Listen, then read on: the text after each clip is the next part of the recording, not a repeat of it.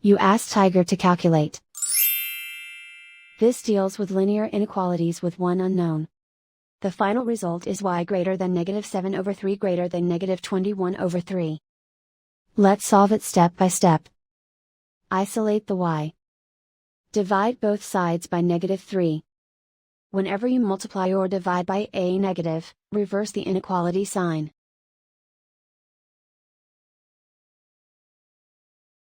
Cancel out the negatives.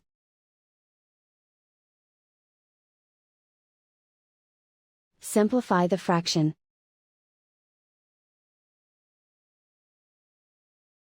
Move the negative sign from the denominator to the numerator.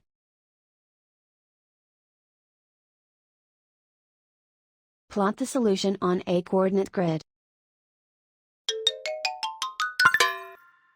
And so the final result is y greater than -7/3 greater than -21/3.